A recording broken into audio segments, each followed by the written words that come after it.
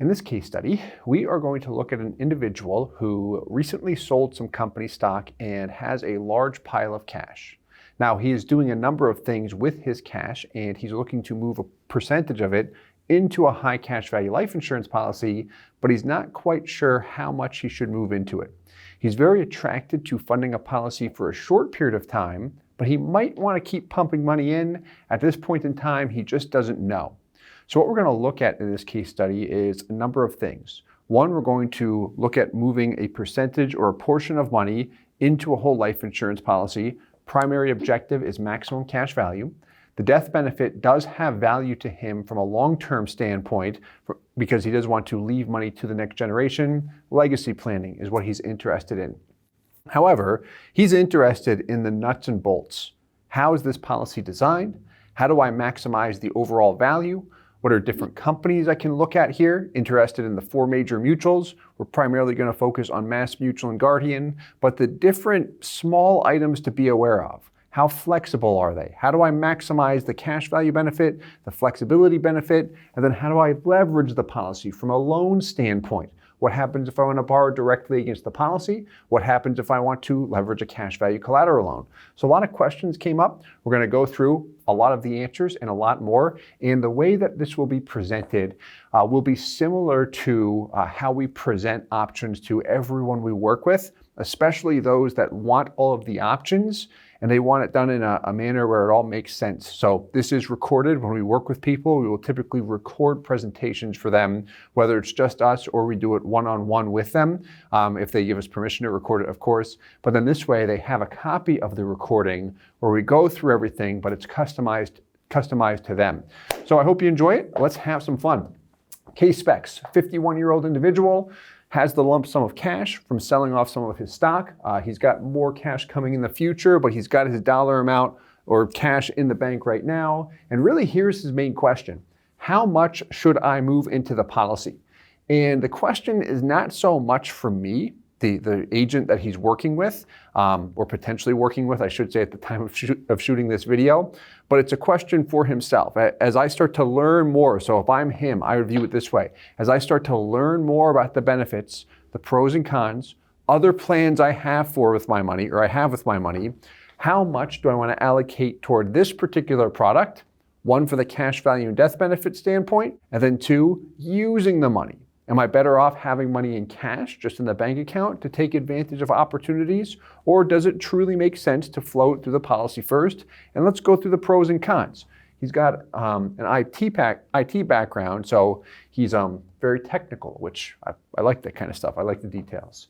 So how much should I move into the policy? Well, he has a large sum of cash. Let's look at options. If you move a total of $500,000 into the policy, at $100K per year for 5 years, at 51, that is playing it fairly conservative. What I mean when I say playing it conservative is if he says, I've got a lump sum of money and I want to move it into a policy and make it as efficient as possible, at age 51, 4 years would be about the sweet spot. 3 or 4 years would look good. 5 years, looking at the guarantees and such, these numbers will look strong, but my point is if he said, hey, here's the lump sum of money I want to get into a policy, make it as efficient as possible, 4 years would look a little bit better in all of these cases. But we're going to look at 5 years as a starting point. So 500K total divided by 5, 100K per year. Then we've got 1.25 million at $250 per year for 5 years, and then 2.5 million. He might pick 0 or 100K total, completely up to him. We did meet first, and we went through different models with funding a policy for 5 years, started out at 100K, but he's got a large sum of money. Let's just look at the different options. It's much, much different if I tell you, yay, here's the 100K sample, and you could literally just double it if we made it 200K. Much different from me saying that versus me showing you that. I view it as if I'm on the other side and someone shows me something as opposed to me just hearing it. Sometimes I get it, most times I don't, and I appreciate seeing the numbers. So we're going to show everything here. And then the death benefit and legacy planning is important. In this particular case, if he's dumping more money into the products, from a legacy planning standpoint, he'll have a higher death benefit. With this policy, he may look at multiple policies. Who knows? Carriers, insurance carriers, we will look at 2 of the 4 major mutual companies that are proven in terms of actual performance when we look at real results over time. In Mass Mutual, we'll look at their present dividend interest rate, and then Guardian will look at their dividend interest rate, and then also exercising their indexed rider. The nice thing about that indexed rider is we can attach it to a policy. If we have it at 0%, it's as if we don't have it attached at all.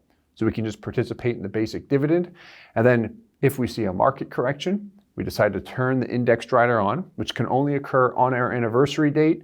And with the way that the policy is designed where it can 10x the base premium, doesn't go into effect until year 4. But anyway, my point is, once we hit year 4, we can actually switch back and forth between the dividend and indexed option. Maybe we go 50% dividend, 50% index. Some people like that, some people don't care. It's a good option to be aware of, in my opinion. Some other pieces with Mass and Guardian before I progress. When people ask, hey, what are the differences? Many people are more familiar with Mass Mutual, just when talking to people in general, because they are a much larger company. They are a massive size company. They're massive Mass Mutual, we could call them. One of the major mutuals, strong track record. When we look at dividend rates, they're the highest right now at 6%. Guardian, very large company, one of the major mutual companies, current dividend rate is 5.65%. Would it make sense to go forward with Mass Mutual because they have a higher dividend rate of 6% and their illustrations look better right now? No. And that's the case with any company too.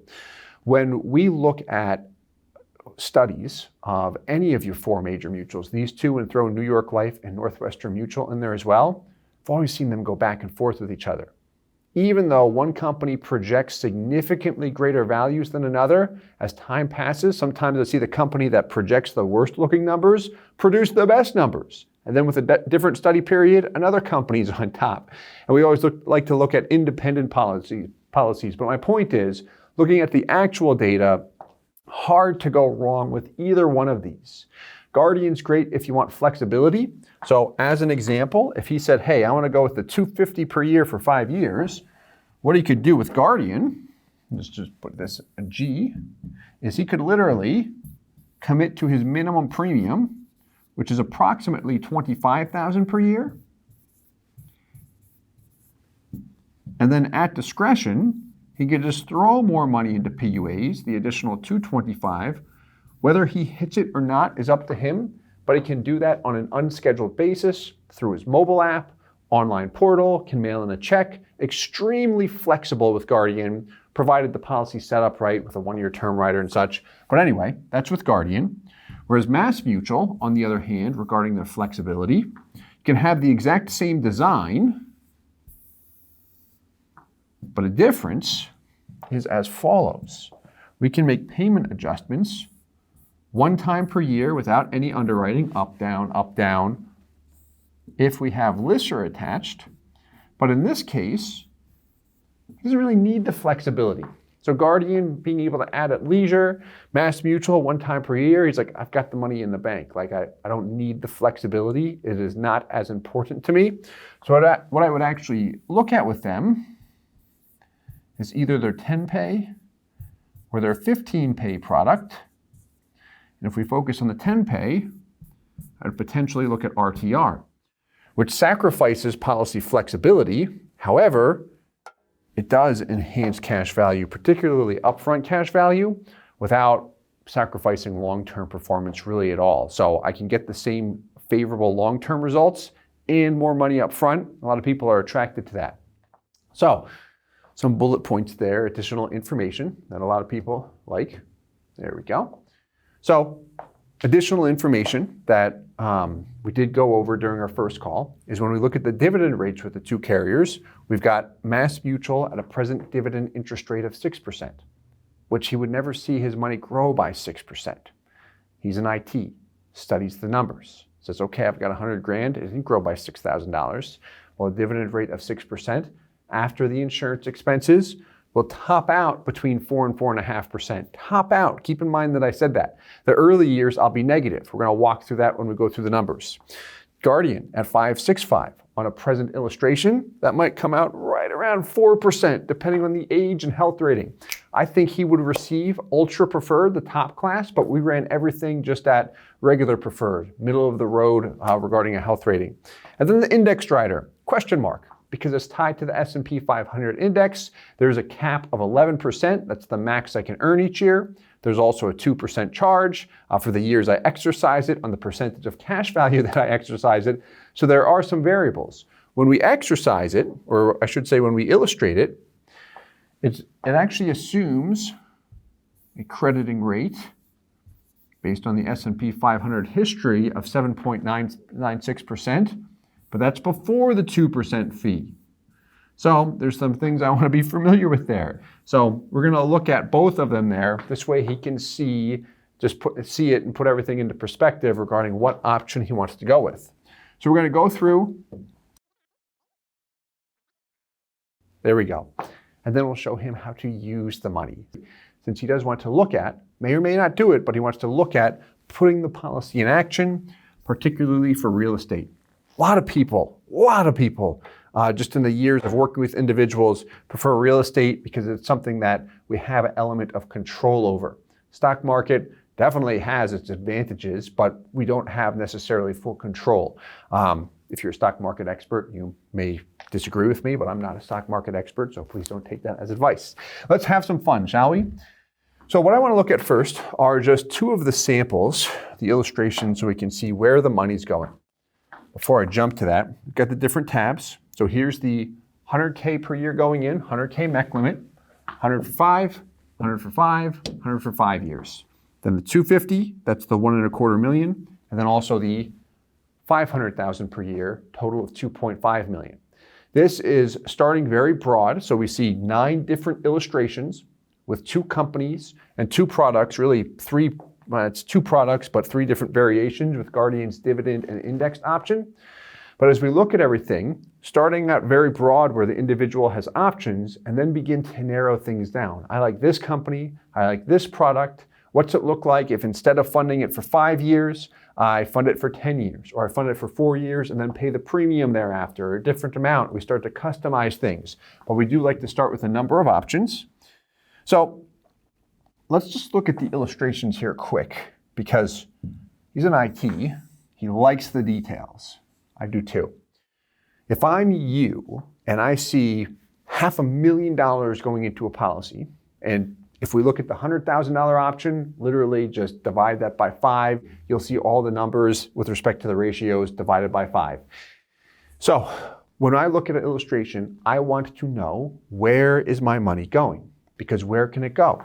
Towards the insurance premium piece. Here we go. This is my base premium.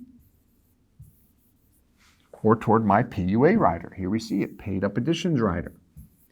Now, with an illustration that we see here, what do we notice? Base premium, $45,000 and change. This is Guardian.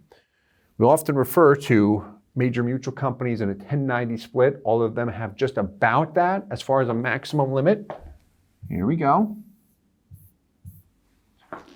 We can actually 10x the base premium with Guardian and PUAs, which would technically make this 11x as far as the total payment, which we've got a term rider as well, so that kind of gets it closer to the 1090 split. So there's your base premium. That buys you a whole life death benefit of $1.5 million. If we stopped there, our MEC limit would be a little over $100,000, right around maybe $125 or so. So what we did here was attach a term insurance rider, cost-effective way to add more death benefit. Here's the cost of that term rider, about $3,900, $3,871 in the first year. This is a 1-year term. This is also the key to being able to pay 10x the base premium in PUAs. If this is not attached, and this is specific rules to Guardian, or if this naturally expires, then we can only pay another 3x in PUAs. And that could even be reduced depending on how the policy is designed. Anyway, as we look at this, there's a breakdown to where the money's going. That PUA payment does include the term cost. So the term cost is pulled from the PUA payment. So we see where his money's going. Now, what comes up here often is, all right, I pay in $500. that base premium of $45,000 and change, which we actually see over here, does not show up in cash value in the first year. Beginning year 2 with this product, it does come back to cash value. So think of it this way. If this is you pay in $500,000 and you've got $418,000 in cash, $417 and change. Let's do this. You pay in half a million, minus the premium is what? $454 and change, minus the term rider. That was what, $3,800? Not $38,000. $450 and change. It's $417. Where's the other $30,000 plus going? Where it's going is toward PUA fees. And we did have a conversation around that, or I mentioned it briefly. We've got PUA analysis studies or analysis videos that really just break down exactly how that PUA rider works, as all companies have different fees. But what's happening here, the first year, where the additional money is going is toward that PUA fee. Each year, the PUA fee, it's constant, but it becomes less and less. The net cash value that we see here reflects all of the premium charges, fees, PUA fees, expenses, everything associated with the policy. So the compounding does exceed the fees, let's put it that way. You can kind of see that beginning year 2, when I've got $417 in cash value, you pay in $500.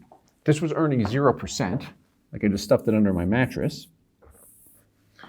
It would grow to what? $917, but it's $909. I get a little bit less back than what I pay in. The reason why is because of the PUA fee and the term rider as well. Now on the term rider, what I want to mention here, is we mentioned that 1-year term rider. It's decreasing over time, and then we chop it off after year 7. Why it's decreasing here is as he's paying money into PUAs, his whole life death benefit goes up, which originally was 1.5. That's going up, and as it goes up, the term rider comes down, keeping him level at the 7.62 until we remove the term rider altogether. But as we look at this guy, crossover point, year 5. And that is based on the present dividend interest rate. We've got the indexed feature at 0% on this example. So that's the Guardian example. And then when we look at MassMutual, breakdown, where's the money going? Premium, $50,000. This is a 10-pay product. Just over a third of that shows up in cash value in the first year. This will be more cash rich up front. Term insurance rider, a little over 13 grand. And then the PUA piece, plowing everything else in. So there we go. $500,000 for 5 years, 2.5. Cash value right off the bat. What was the other example we just looked at? It was a lower premium actually, $45,000 and change, where this is $50,000. It was $417,000. So the upfront difference, we do feel that a bit more. Some people care, some people don't. Everyone's situation is different. The trade-off there is with the less upfront with Guardian, you do gain the flexibility where you can just add in at leisure. So that's where everyone's situation is different. Death benefit here, $6 million. Now the MEC limit in the Guardian example was $500K. This is as well. The death benefit's lower on this example because with the MassMutual 10-pay product, I've got a 2% guaranteed rate.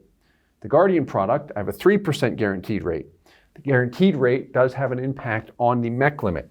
We've got other videos on that. I know that can be confusing. There's your crossover point. So we're going to look at the long-term performance as well. The spreadsheets will make that a bit easier.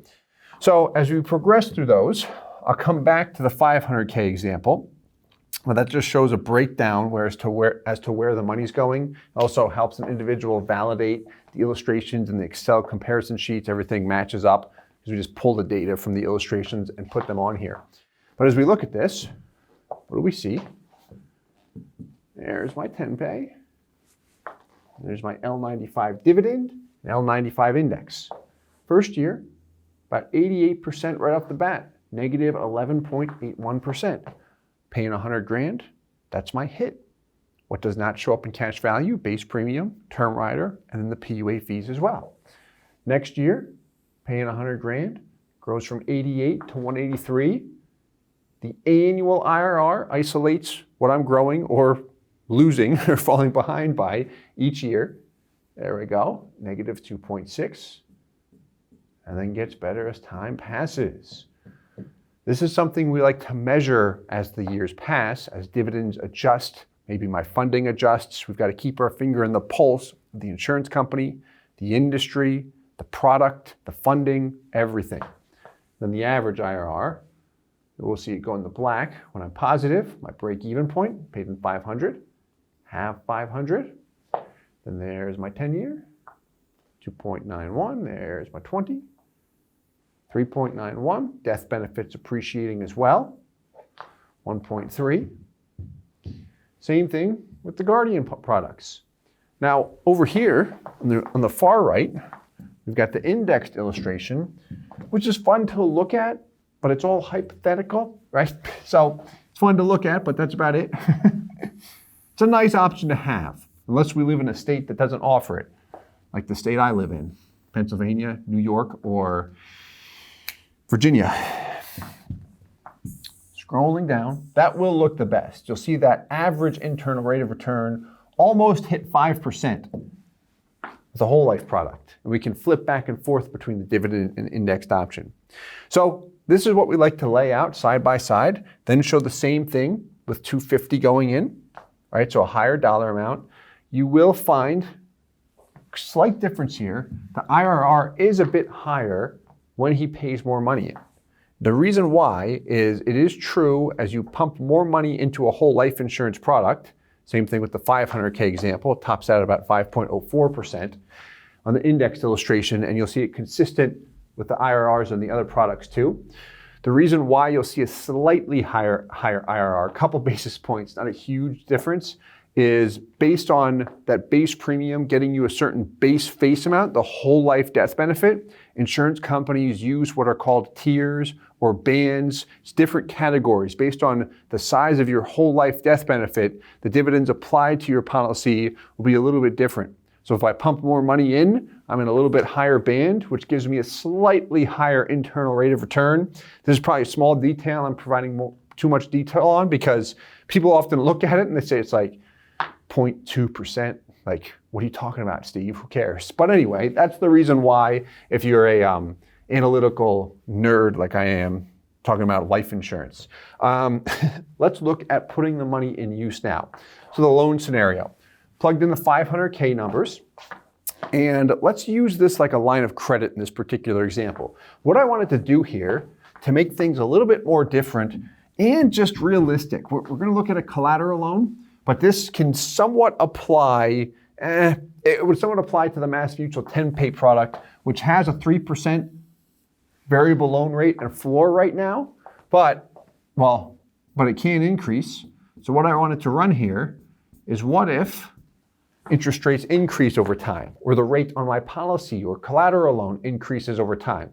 What I ran, just to keep things simple, is every 3 years, we increase the rate by 0.25%. We could do it every year. We can change it as often as I'd like, but wanted to keep it as simple as possible. My problem, more often than not, is making things too complex because I like looking at numbers. I'm a weirdo. All right, so here we go. Here's the 95% loan to value. 95% of total cash value. Let's assume first year he wants to draw $300,000. Okay, let's assume he's going to use that for a piece of property. He's going to pay interest only. We'll assume he doesn't want to pay anything on that while he's funding the policy. Let's assume year 4, he's going to draw $500,000. Which $800,000 outstanding. This will assume here's the interest due. It's always on the total loan balance. Here's the interest paid out of pocket. We'll assume he's always paying the loan interest. Far right, total interest payments over time. It tallies up all of the payments he's made. Now, this is the LTV, but I've got to add another layer in this calculator because technically here, year 1, this should read another $119,000 because I've taken a lien against it or a loan against it. But we can just manually do the math. I've got 800 outstanding. By year 4, I've got access to about another $1 million. Let's do this. So another loan, let's do it year. The interest rate's higher. $1 million, plenty of equity. So total loan balance to LTV, we're good. And now let's start to repay it in year 8. So what has happened is we continue to draw on it, assuming the interest rate goes up, our interest payments continue to increase.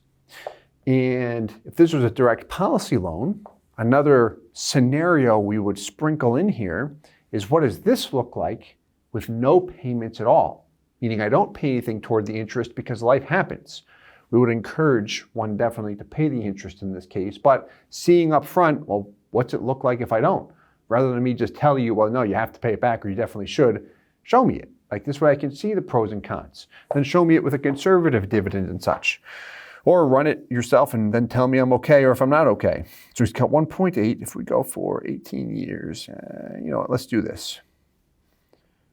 I'm going to chip away at it at $150K per year toward the principal. That's in addition to paying the interest each year. We can plug in anything we want here. There we go. Paid off by year 19 at age 69.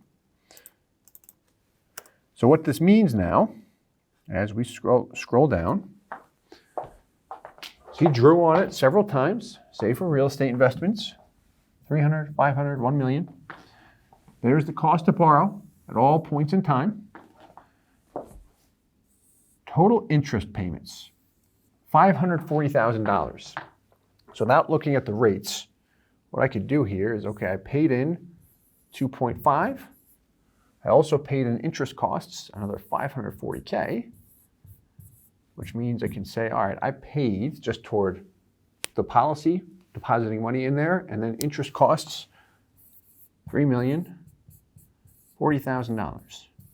By year 19,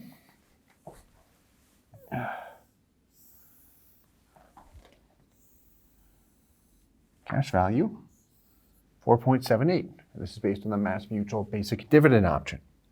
So I am positive there. Granted, I've got a 2.5 at work for me and 1.8 drawn out. So obviously I could kick that loan amount up to kind of bring the numbers closer to each other. In any event, that's a nice way to look at the dollar amount. Did I come out ahead? Also, I can look at the internal rates of return versus the cost to borrow. A lot of people like to look at that kind of stuff. It's important to them. So we show it. And one day we hope to have something much easier than an Excel workbook with a lot of columns, because I know it's a lot.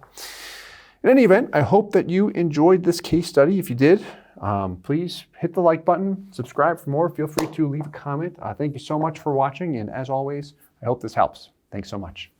Hey guys, Steve Parisi here. If you enjoyed the content you just saw, please subscribe, like, and hit the notification bell for future videos. If you'd like more information or to see some custom policies for yourself, feel free to call or email our offices at the contact information below.